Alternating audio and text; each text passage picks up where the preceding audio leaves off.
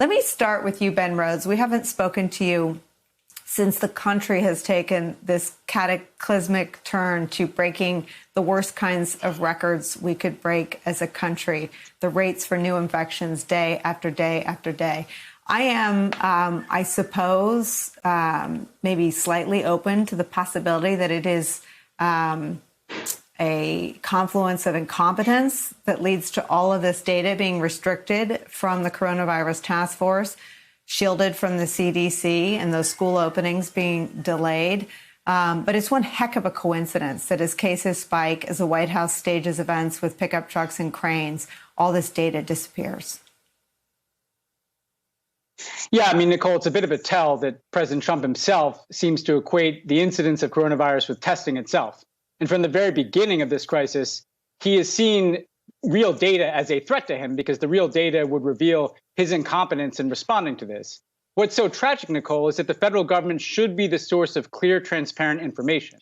You know, I remember during the Ebola crisis, it was federal guidelines that were ultimately posted on hospitals around the country about how to spot someone who has symptoms of Ebola. Federal guidelines and clear, transparent information from the government about what the travel risk is at certain airports and what steps need to be taken. Ultimately, the reason we see such chaos across the country with different states and municipalities not knowing how to respond is that they are just not getting any clear and transparent information from the government. And now we see on the chart that you showed, frankly, the dramatic uptick in cases is coincident to when President Trump was essentially hectoring states to reopen the economy. And not surprisingly, you reopen the economy, you put people back into places, the cases spike. This seems to be about just wanting to make it go away. But Nicole, you can't make something go away if people know people who are getting sick, if people know people who are losing their lives, if people are concerned about sending their children to school. This is not Trump lying about something that is distant from people's lives. It's Trump lying about something that everybody can tell in their own lives and communities is not the case. You know, Peter Baker raises such a good point in my mind, or I guess a question.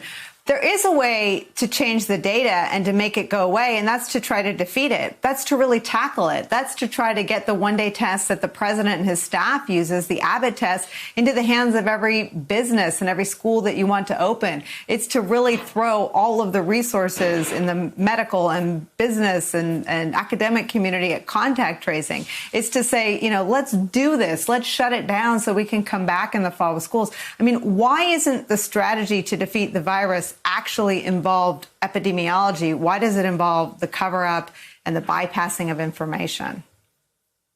Yeah, it's a great question, Nicole. This is something we've been thinking about ourselves, just like every parent has. We've got a son who'd like to go to school in the fall, and we try to think what would make that possible. And you hear the president talk a lot. We've got the most testing in the world and so forth. And there's no question that their numbers on tests have gone up substantially over the last few months. But you're right. If we don't have tests that come back on a timely basis, then how is it the schools are supposed to use that to make decisions that would help them, operate in a safe way? If you have to wait 8 days to get a result back for a test, that's not very useful to you unless you're already sick and you're looking for, a confirmation that you have something you think you already have. If you want to have kids to be able to go to school, if you want to have teachers feel safe in teaching them, they have to have confidence, as you say, that the virus is not, lurking in their classrooms. And one of the ways to do that is to have an instant test, a quick result test, as you say. At the White House, when we go in as reporters and we're going to be with the president on Air Force One or in an event, they do give us that instant test. We get the results back, or they get the results back on our behalf pretty much within minutes. That should be the standard, you would think, in businesses and schools across the country. But so far it's not. And you don't hear the White House talk about trying to make it so with any kind of urgency. Peter, you wrote a piece that I think will end up in the history books when the chapter of the Trump presidency is written about the press conference. And I'm thinking of those two paragraphs that describe what he talked about. It strikes me still, 2 days later, that in addition to being so incoherent and so bizarre and so rambling, so little of it was focused on the things we're talking about. He has a child also. And I imagine that he wants, if his child wants to be back in school, he wants that to be an option for him. I mean, is there no window into what the country's experiencing that you've been able to detect from any of the public statements the president's made lately? Well, he doesn't seem to suggest that, does he? He doesn't talk about his own personal experience or the personal experience of the people around him or his friends or family or anybody else in the country. We've yet 136,000 deaths in to have any kind of memorial service or, some sort of grieving, led by the President of the United States. Your president obviously did that. President Bush did that after 9/11 very, very evocatively. President Obama did that on a number of occasions after school shootings or other horrific events. That's something we expect our presidents to do, to connect with the feelings that the public is going through. And we haven't seen that. He doesn't want to focus on that. He wants to focus on full speed ahead, and to dwell on the challenges and the setbacks is an anathema to his view of how this next 100 days should go. It's such a good point. And I think of President Obama breaking into Amazing Grace. Obviously, I lived through George W. Bush very much making the families who'd lost loved ones on the 4 planes part of everything we thought about and did.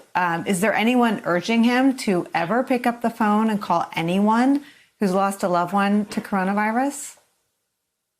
Well, there may be, but I think that advisors around the president have come to learn pretty clearly in the last 3 years that you can't convince him to do something he's not inclined to do.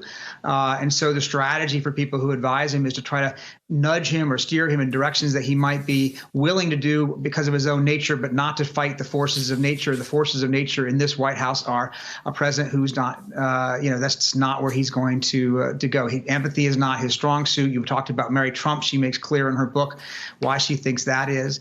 Where his strong suit is selling a message. He's a master marketer, and the marketing he's been trying to do is to convince the country that we're better, that we're going on the upswing again. And it's flying in the face of the numbers and the charts that you just showed. And I think even somebody as talented as President Trump is at defining a narrative, he's having a hard time, countering what people are seeing in their daily lives.